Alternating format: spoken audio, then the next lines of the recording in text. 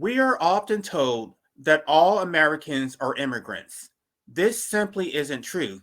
Slaves are not immigrants. Africans were kidnapped and brought to America against their will. While many would argue that blacks should get over it and stop complaining about something that happened so long ago, the reality is that blacks are still enslaved today.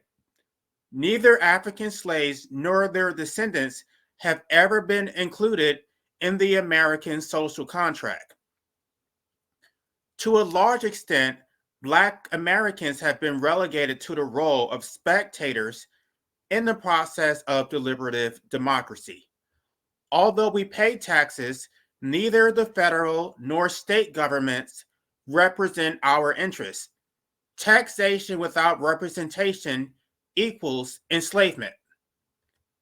The right of self authorship has been taken from us, and we still haven't gotten it back. We do not raise or educate our own children. We have no ability to produce our own food. We lack autonomy over our own economic development. For all intents and purposes, American descendants of slaves have been forced into the status of resident aliens subjugated and controlled by illegitimate foreign governments. In its common usage, the word sovereignty refers to an autonomous state which is free from external control. A nation which exists in isolation has no need or regard for sovereignty. Sovereignty refers to a nation's independence from and among other states. Sovereignty is both systemic and relational. Although a people's sovereignty is inherent, the people's ability to exercise sovereignty requires recognition, acknowledgement, and respect from other nations. What sovereignty means at its base level is a nation's power to self govern, to determine its way of life, and to live that life to whatever extent possible, free from interference.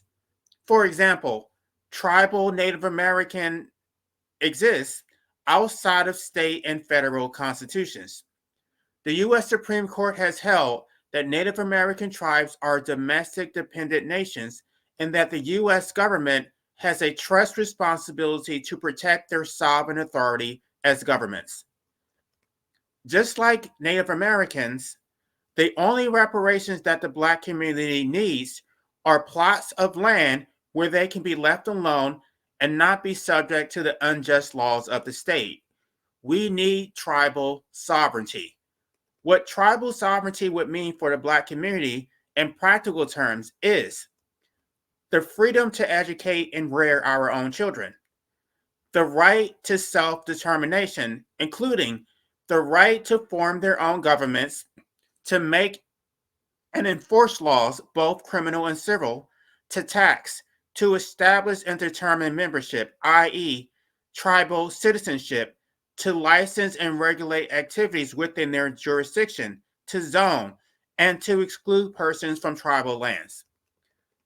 Exemption from state tax levies, absolute immunity from state laws, the right to form private militias, the right to sue federal and state governments, including the right to sue federal and state governments for depriving said tribes of its members, either through apprehension or deletion. Most importantly, the reclamation of sovereignty would mean no more harassment from the police. Sovereignty is a political concept. A nation's designation as a sovereign implies a kind of dignity and respectability. Black Americans would never have any dignity or respectability so long as we continue to be controlled and governed like children. Reclaiming our sovereignty is the only path to freedom. Simply giving us money is not enough. The Black community needs absolute liberation, divestment, and political power. We need tribal sovereignty.